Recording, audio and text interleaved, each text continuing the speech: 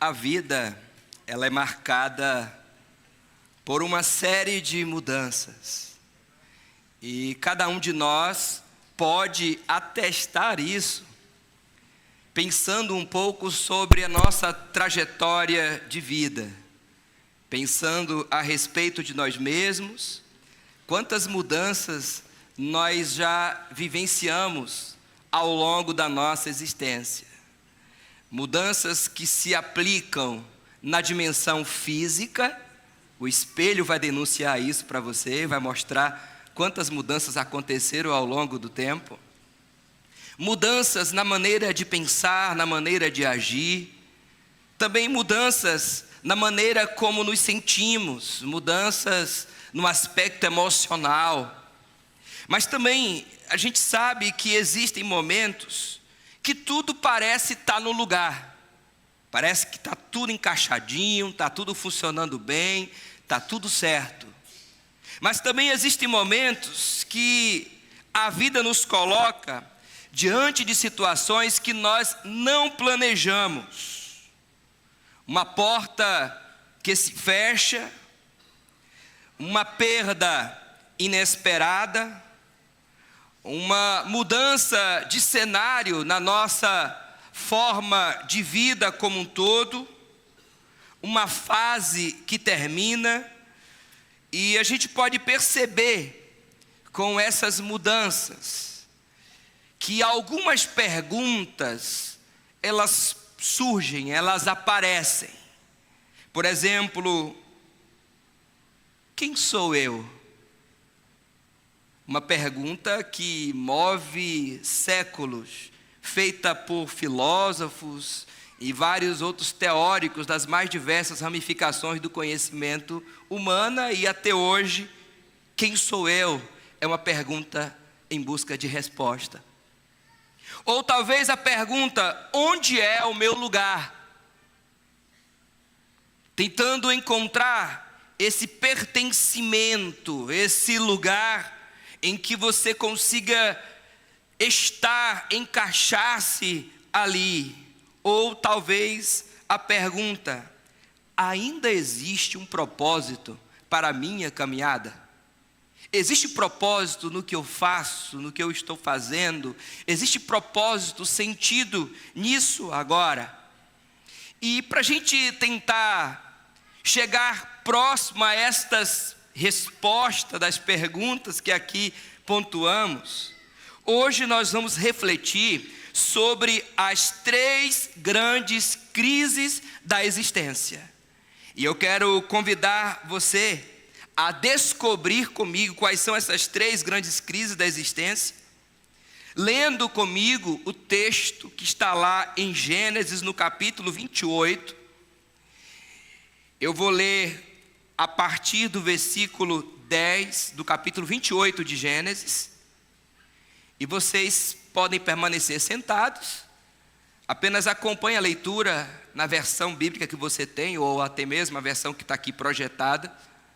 Gênesis capítulo 28, a partir do verso 10, o texto diz assim: Partiu, pois, Jacó de Berseba e foi a Harã, e chegou a um lugar onde passou a noite, porque já o sol era posto, e tomou uma das pedras daquele lugar e a pôs por seu travesseiro e deitou-se naquele lugar.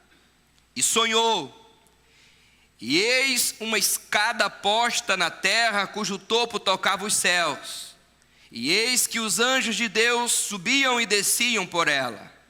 E eis que o Senhor estava em cima dela e disse: Eu sou o Senhor Deus de Abraão teu pai, e o Deus de Isaque.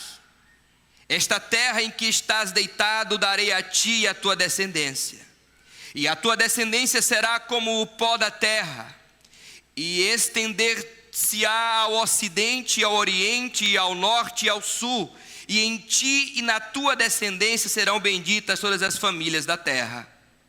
E eis que estou contigo, e te guardarei por onde quer que fores, e te farei tornar a esta terra, porque não te deixarei até que haja cumprido o que te tenho falado. Acordando, pois, Jacó do seu sono, disse: na verdade o Senhor está neste lugar e eu não sabia. E temeu e disse: quão terrível é este lugar! Este não é outro lugar senão a casa de Deus, e esta é a porta dos céus.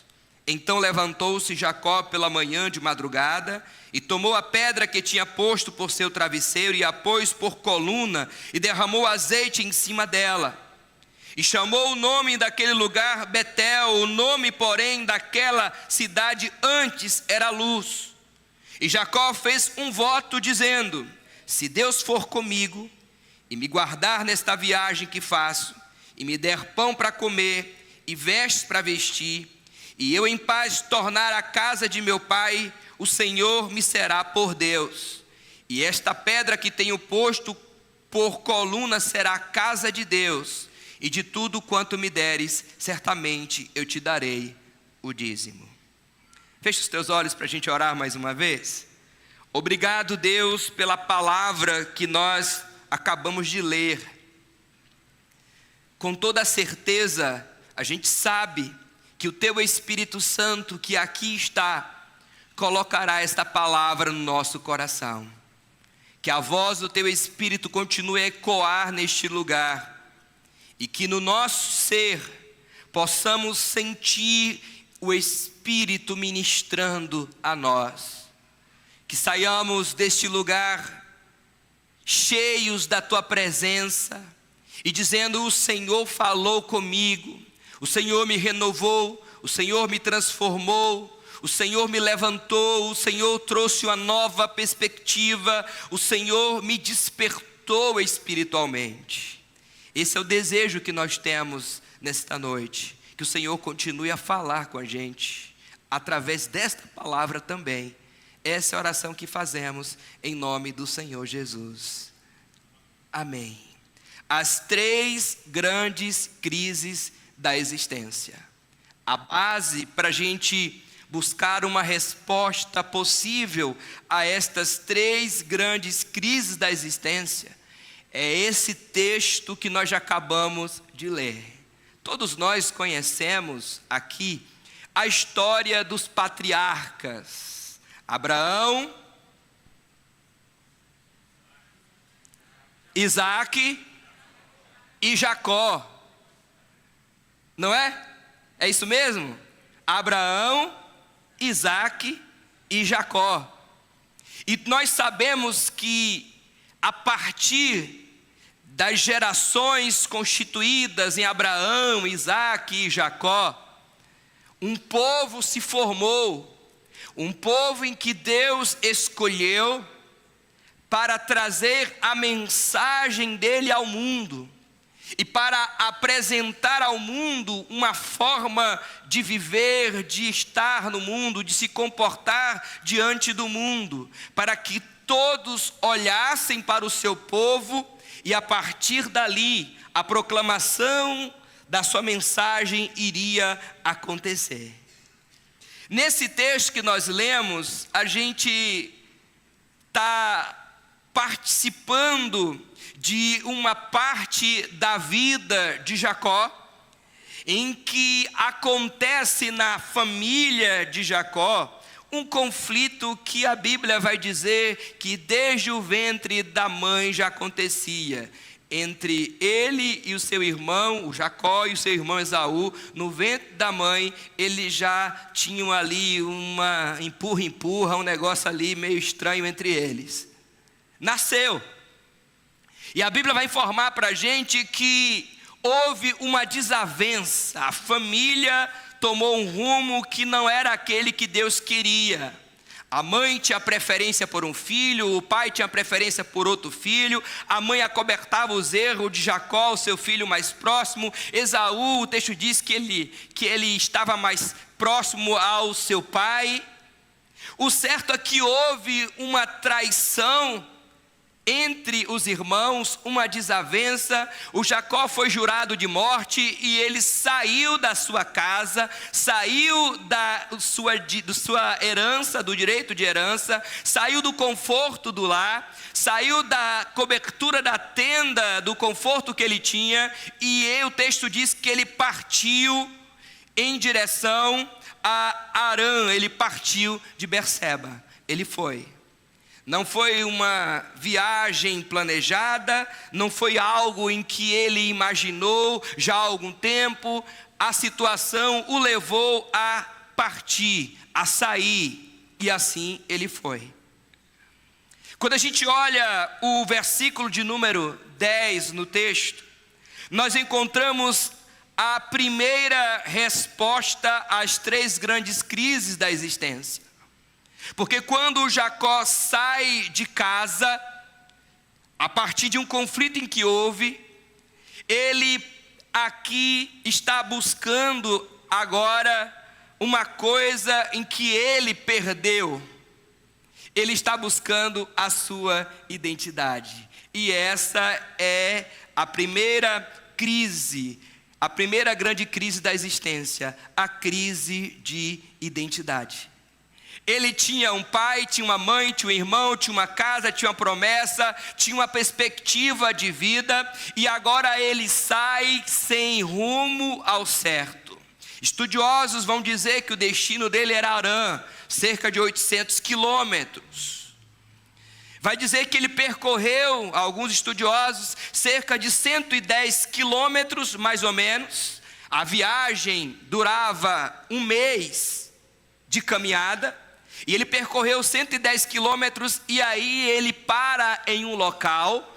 E neste local, cansado, sem perspectiva, lamentando talvez o luto da perda da casa, da família, do conforto, da perspectiva que ele tinha. Ele carregado agora de culpa pelo que ele tinha feito. Ele está em um local que ele não conhece, numa região que ele não conhece, e que a sua cosmovisão indicava que aquela região, aquele lugar em que ele estava, não era um território, uma região ou um lugar que o Deus Yahvé operava, porque havia naquela época uma compreensão de que os deuses eram deuses territoriais. E aquele território em que ele estava não era mais o território, segundo ele, na perspectiva de que Yahvé, o Deus de Israel, estava operando. Mas aí ele deita, ele pega uma pedra, o texto diz que ele faz da pedra um travesseiro. Eu fiquei pensando, como é que pode uma pedra fazer de uma pedra travesseiro? Você já fez de uma pedra um travesseiro? Já fez isso? Você já fez? Acho que ninguém faria um negócio desse. Aí eu fiquei pensando, por que o texto destaca, o que isso mostra, o que isso fala no texto para a gente? Vai dizer que ele pegou uma pedra e ele colocou, ele passou a noite, ele deitou e ele dormiu ali. Na verdade, quando a gente olha essa dimensão da pedra, a gente pode pensar no desconforto que ele estava vivendo. Alguns analistas bíblicos sobre o texto chegam a ventilar a possibilidade de que a pedra seria talvez um estado emocional do que ele tinha dentro dele. Ele colocou isso para fora, fazendo uma analogia com a ideia da pedra. Mas é só um ponto de vista sobre o texto. Mas a ideia que a gente tem é que ele estava desconfortável. Ele estava carregando uma culpa, ele estava cansado, ele não tinha uma perspectiva, não tinha uma clareza do que viria à frente, a sua identidade havia sido perdida naquele momento. Ele partiu, ele foi para um lugar que ele não conhecia, ele não sabia o que iria acontecer, ele não tinha ali perspectiva nenhuma. E a sua identidade manchada. Antes de dizer, eu sou filho de, eu sou irmão de, eu pertenço a um Deus tal, eu sou da região tal, e agora ele perdeu a sua identidade. Mas o texto vai dizer para a gente, e vai mostrar o retrato de alguém que está vivendo uma profunda crise existencial. É alguém que perdeu a sua identidade e que agora precisa encontrar quem eu sou. Precisa entender quem eu sou, porque quando eu não sei quem eu sou, eu posso me tornar qualquer coisa, qualquer pessoa. Ele precisa vencer essa primeira crise, que é a crise de identidade. E aí, quando o texto diz que ele deitou, que fez de uma pedra um travesseiro, ele teve um sonho, e o sonho dele era que tinha uma escada muito grande, e que essa escada ia até os céus. O verso 12 vai descrever isso para a gente. Ia até o topo, tocava os céus, e anjos de Deus subiam e desciam por ela, mostrando talvez nessa imagem que o céu não estava fechado para um humano decaído, para uma pessoa em crise, para uma pessoa com a sua identidade ainda sem perceber quem era. Essa relação com Deus, essa relação que ele imaginava que havia se perdido, no sonho ele percebe que os céus não estão fechados para ele, e que havia um movimento de anjos que subiam e que desciam. Eu não sei se você já vivenciou uma realidade de crise existencial, e que parece que o céu fechou para você. E você ora, e parece que não tem resposta nenhuma. Não sei se você já viveu uma crise tão profunda, que quando você parava para orar, você não conseguia nem saber como orar. E o máximo que você fazia era ficar ajoelhado, ou sentado, ou deitado às vezes, com espírito e em espírito de oração, e naquele momento apenas pensando: oh Deus, tem misericórdia, oh Senhor. E você não sabe nem articular muita coisa. Tamanha é a dor e a aflição e a crise na existência. Parece que esse é o momento que está acontecendo aqui. Na concepção de Jacó, os céus estão fechados para ele. Na concepção de Jacó, ele rompeu com a sua família, ele não tem mais a família. Na concepção de Jacó, ele não tem mais propósito, a sua identidade se perdeu, e ele está vivendo essa crise existencial. Mas no sonho, ele percebe que Deus não fechou os céus para ele. No seu sonho, ele percebe, Deus mostra para ele, que mesmo quando ele se sente distante de Deus, Deus não o abandona, Deus está com ele. Mesmo nesse momento de crise de identidade, Deus vai mostrar para ele que a sua identidade não está unicamente restrita a uma filiação familiar, mas a sua identidade está nele. E isso é muito preocupante. O Byung-Chul Han, um filósofo sul-coreano, ele já aponta isso em seus escritos, livros que são lidos em vários lugares, países. O Byung-Chul Han, ele afirma que nós deixamos de viver uma sociedade da disciplina para vivermos uma sociedade do desempenho. E ele vai dizer que não basta existir, mas é preciso produzir. Ele vai dizer que é preciso render.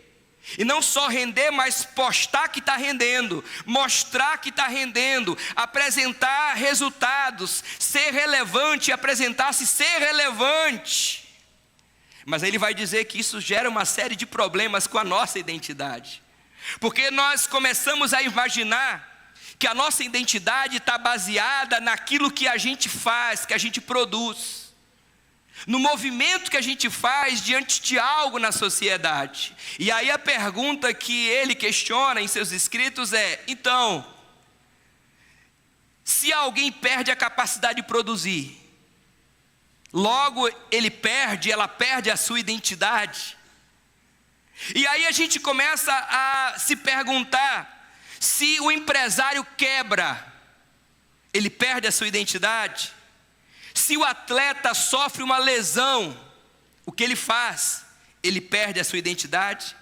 Se o profissional ele é demitido, ela é demitida, perde a sua identidade. Quando os filhos saem de casa, ou até mesmo quando o casamento acaba, quando a aposentadoria chega, quando a doença limita a gente, tudo isso afeta o nosso produzir. Então quer dizer que a nossa identidade ela entra em colapso?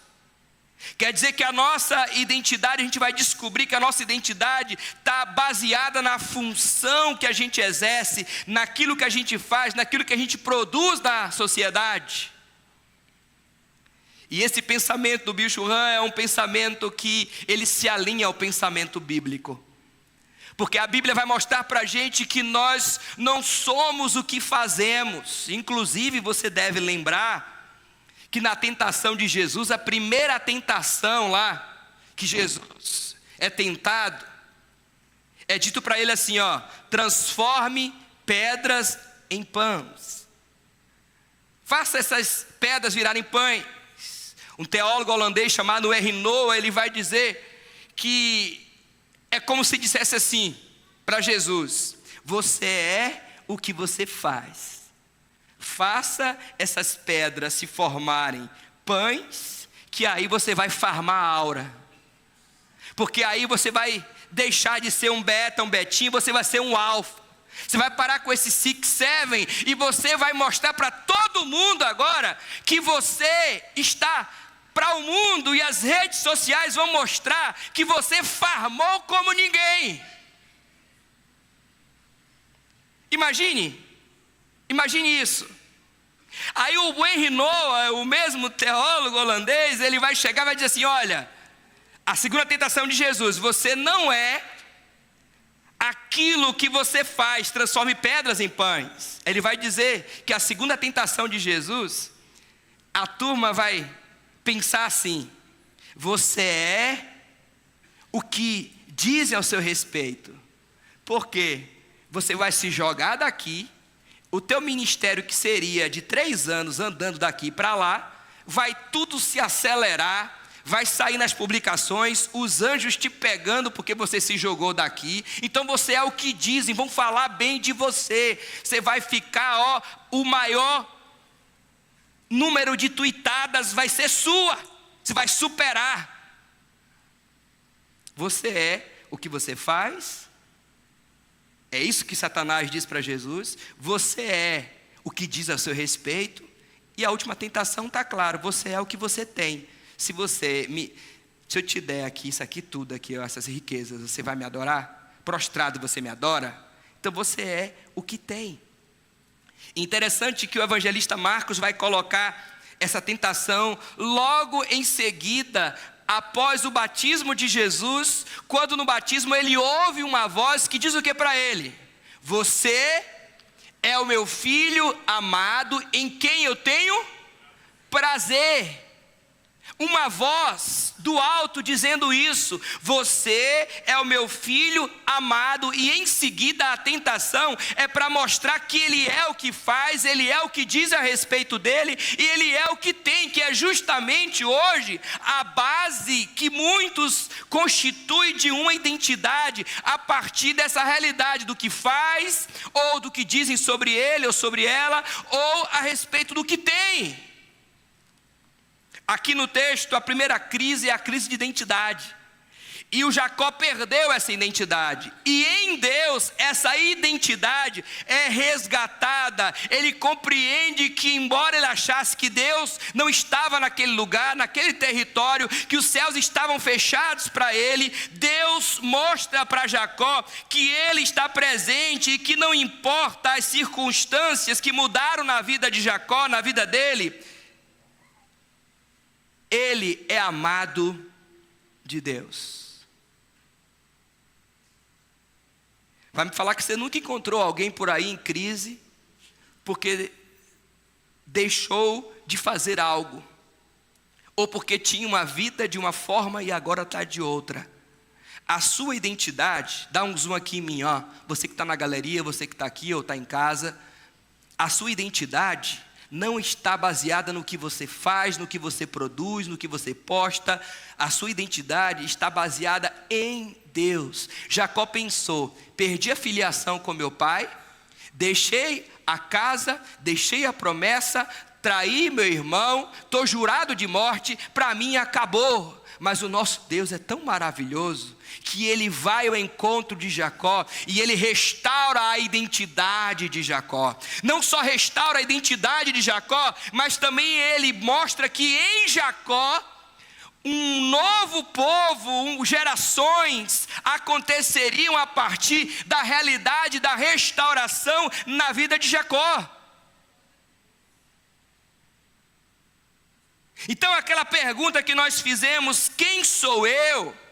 A palavra de Deus nos ajuda na resposta. Eu sou filho amado, você é filha amada em quem Deus tem prazer. Não importa a crise da sua existência, nada deve afetar essa realidade em você, nada deve tirar de você o lugar de filho e o lugar de filha. Gente, Jacó pisou na bola e pisou feio. Mas Deus estava lá para Jacó. Jacó não pediu, mas Deus estava lá para Jacó. Jacó nem imaginava que ele tinha alguma conexão ainda com Deus, com a divindade. E aquela pedra, a pedra da dor, torna-se um memorial de graça na vida dele. Porque ele vai chegar e vai dizer: eu vou colocar azeite na pedra, e da pedra se torna um altar. A pedra que a gente pode pensar que gerou, ou a pedra do sofrimento, tornou-se um lugar de adoração. Enfrentar todos os desafios e um pensamento ruminatório dizendo: você é culpado, você traiu seu irmão, você saiu de casa, você deixou o seu pai, você pisou na bola, você não tem perdão, você não tem jeito, você fez algo horrível, você é uma pessoa horrível, você é terrível. Pensa esse pensamento o tempo todo ali automático, ruminatório, na mente de Jacó, e Deus vem e fala assim: ô Jacó, vem cá, Jacó, a tua identidade está em mim. Isso é maravilhoso. Segunda crise que a gente busca resposta, e o texto mostra para a gente, das 3 grandes crises da existência. Segunda crise que o texto vai mostrar, está no versículo de número 11. E chegou a um lugar onde passou a noite. A primeira crise é a crise de identidade, e a segunda crise é a crise de pertencimento. Ele não pertencia mais a nenhum lugar. Ele não tinha mais um lugar que dizia: esse é o meu lugar, porque o lugar dele, ele não podia mais voltar, estava jurado de morte. Ele não tinha um lugar para pertencer, pelo menos era assim que ele pensava. Jacó não pertencia mais à casa do pai. Jacó não pertencia mais à realidade da família dele. Jacó vive entre o passado que se encerrou quando ele saiu, na cabeça dele é assim que ele vê, e um futuro que ainda não começou e que ele nem sabe como vai se abrir diante dele. Então ele vive essa crise de pertencimento. E é interessante que nessa busca por pertencimento, às vezes muitos de nós negociamos valores da nossa fé no intuito de pertencer ou de se sentir parte de algo, ou de algum lugar, ou de algum grupo específico.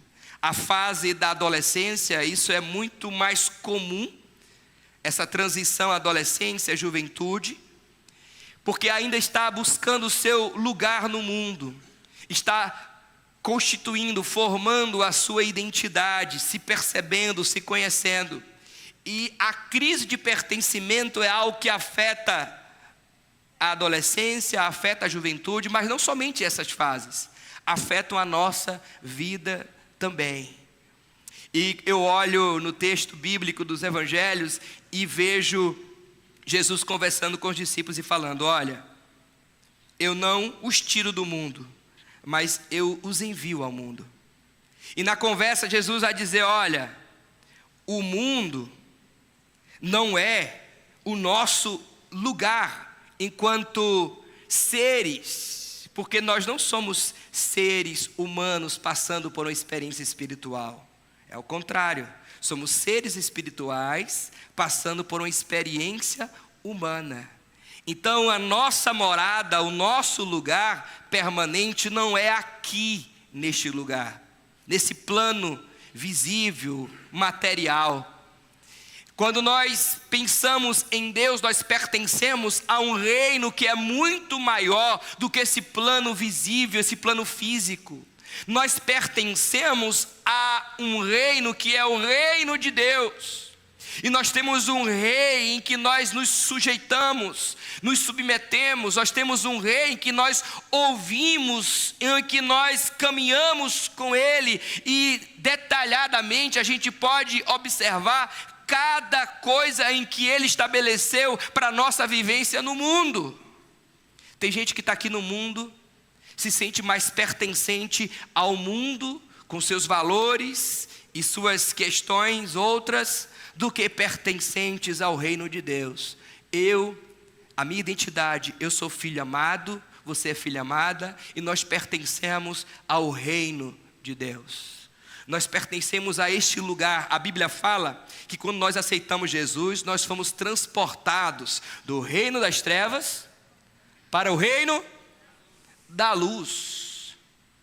Nós pertencemos ao reino de Deus. E isso é importante que se diga, porque volta e meia você encontra um crente meio paranoico, dizendo que o diabo está perseguindo, que fez isso, que fez aquilo, que fizeram um trabalho, e que fizeram não sei o quê, e que botaram coisa na porta da casa. Esquece esse negócio, isso é bobagem, você não pertence ao reino das trevas, pode fazer o que quiser fazer para você, isso não te afeta mais, você não pertence ao reino das trevas, você pertence ao reino da luz. Isso é paranoia religiosa que colocaram na cabeça de muita gente.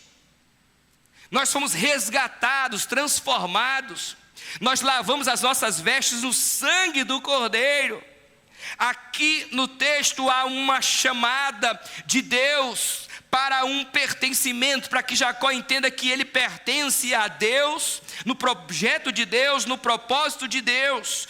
Ele entra aqui em uma ideia de que é necessário compreender que a minha vida, ela pertence a Deus. Eu pertenço a Deus, e onde Deus me colocar, ali eu estarei. Tentaram tirar isso de Jesus inúmeras vezes, mas ele dizia: olha, eu sei, eu tenho a missão do Pai, quem vê a mim vê ao Pai. Ele começa a dizer: olha, eu sei qual a minha missão nesse mundo. E muitos tentaram desvirtuar essa missão de Jesus. A terceira e última crise da existência que o texto vai revelar para a gente e nos trazer possibilidade de resposta, é no versículo que a gente vai notar, o versículo de número 3, perdão, o verso número 11, vai dizer que a terceira crise é a crise de sentido. Nós buscamos sentido para a vida. O Viktor Frankl, um dos grandes nomes da logoterapia, ele quem criou a logoterapia, e que figura entre teóricos que estudam o comportamento humano, em seu livro Em Busca de Sentido, ele vai descrever uma experiência que ele conquistou nos campos de concentração, na época do nazismo.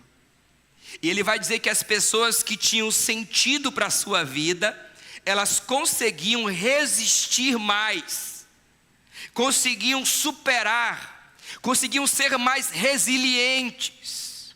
Enquanto nomes como o signo Freud, por exemplo, da psicanálise, que dizia que era o desejo, que era essa força motora que impulsionava a vida, e outros que diziam que era a autoridade, a busca de ser para ser, ele chega e fala: olha, é o sentido da vida.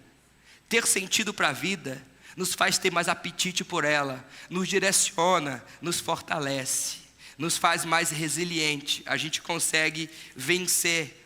Essa é a crise, a terceira crise é a crise de sentido. Quando Jacó sai de casa, ele vivencia a crise de identidade, Ele vivencia também a crise, não só de identidade, mas ele vai pensar na crise de pertencimento e também agora essa crise de sentido. Qual o sentido agora para mim? Porque quando eu estava com meu pai em casa, eu tinha um sentido. As coisas tinham clarezas para mim. Havia um propósito para mim. Eu tinha uma promessa para cumprir. Eu tinha um propósito ali. Quando ele sai de casa, ele perde. E Deus traz esse sentido. Quantas pessoas estão vivendo, carregando em si, pelo menos uma dessas três crises? Crise de identidade, crise de pertencimento ou crise de sentido? O Jacó, ele conseguiu em Deus a força necessária para responder essas três crises, as três grandes crises da existência. Mas em Deus, será que você tem encontrado força para vencer uma dessas crises? Eu digo isso porque volta e meia eu converso com pessoas que falam assim: para mim a vida parece que não tem mais sentido, eu estou só vivendo. Eu não consigo vislumbrar o futuro, eu não consigo planejar nada, eu não consigo me ver fazendo uma outra coisa, a vida não me apetece mais, eu não tenho mais apetite pela vida, eu perdi o sentido da vida. E pasmem vocês, eu ouço isso de pessoas com a fé em Deus, que caminham na igreja, que estão com dinâmica de trabalho, de voluntariado na igreja local, participando, dizendo: para mim não tem mais sentido algum.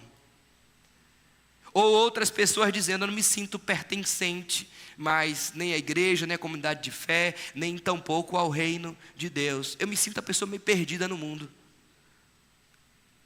Em Deus, essas três crises da existência são respondidas, assim como foram respondidas para Jacó. Jacó conseguiu, em um Deus que o buscou, que foi até ele, toda a força necessária. E aí o sonho de Jacó, da escada, ensina que Deus tem iniciativa. É Deus que vem quando as três crises da existência nos afetam. É Deus que vem até você. O sonho de Jacó revela que o céu nunca está fechado para a gente. Nunca, jamais. Mesmo quando a gente acha que está distante de Deus. O sonho de Jacó mostra que há uma providência invisível sustentando nossa vida. Mesmo quando a gente acha que não, mas tem uma providência invisível sustentando a nossa vida, assim como estava sustentando a vida de Jacó. O sonho de Jacó mostra que Deus não começa na relação com ele com uma cobrança, mas começa com uma promessa. E a promessa é linda porque diz: eu estou com você, eu caminho com você. O verso 15 vai dizer: eu estou contigo, eu te guardarei, não te deixarei. Olha que palavras lindas de Deus para Jacó. Estarei contigo, não te deixarei, eu te guardarei. Para alguém que se sente culpado, que traiu o irmão, que fugiu de casa para não ser morto, que aprontou todas. Olha que coisa linda. A visão do sonho de Jacó. Essa visão muda a interpretação da realidade de Jacó.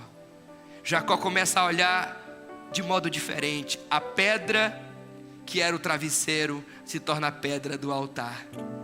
A pedra que incomodou por um tempo, colocando a sua cabeça, agora é um lugar de consagração, é um lugar de bênção, é um lugar de memória, é um lugar de história, é um lugar de transformação, é um lugar de encontro com Deus, de promessa de Deus.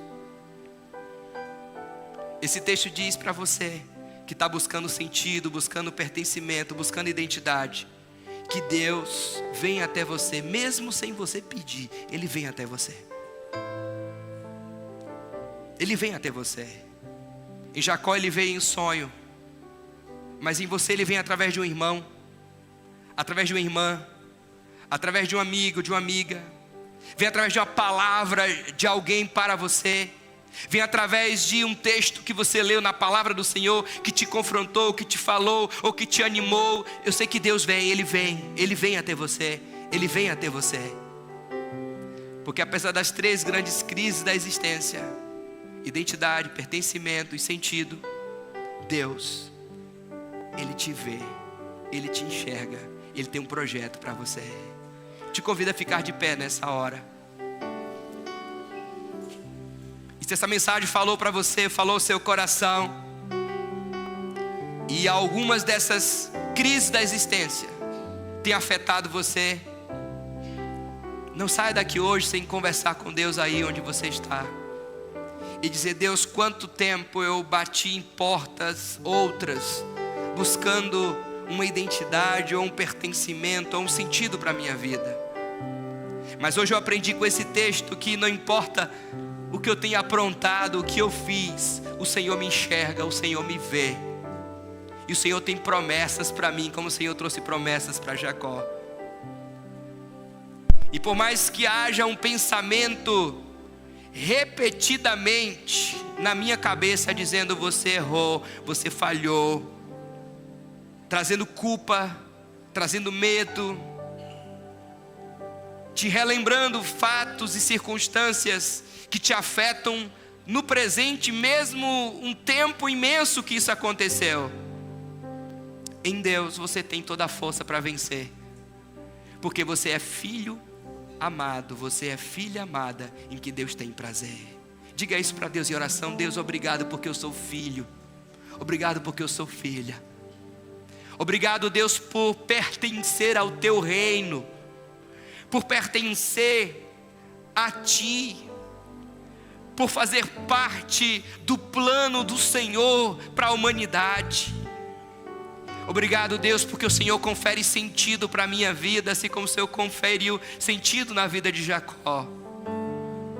Eu não sei, Senhor, com clareza quais serão os próximos passos.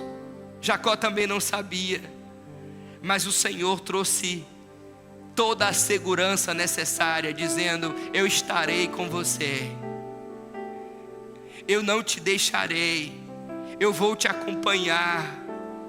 E esta mesma fala de Deus para Jacó é a mesma fala para mim, é a fala para os meus irmãos, convidados, convidadas que estão aqui de casa e que ouvem esta mensagem, esta palavra. Deus, se há alguém entre nós que nos ouve agora, que alguma dessas 3 crises da existência tenha afetado a sua vida, que o Senhor esteja aí agora, no coração dessa pessoa, na vida dela, trazendo esse pertencimento, esse senso de pertencimento ao teu reino, trazendo essa identidade, dizendo: olha, você não é o que você faz, você não é o que você tem, você não é o que diz a respeito de você, você é filho, você é filha, não importa o que ocorreu na sua vida, o que você fazia, o que você produzia, o que você era, porque você continua sendo e sempre será filho amado, sempre será filha amada de Deus, o nosso Pai. Se há alguém aqui, Senhor, que perdeu o sentido da vida, que perdeu o apetite pela vida, que não consegue vislumbrar um futuro próximo, curto, médio, longo prazo, Deus traz a esse coração aflito a certeza de que o Senhor é o sentido de toda a existência, é o sentido da vida, é o que nos confere propósito, é quem nos movimenta nesse mundo, dando a gente uma missão de ser e pertencer ao teu reino, Pai.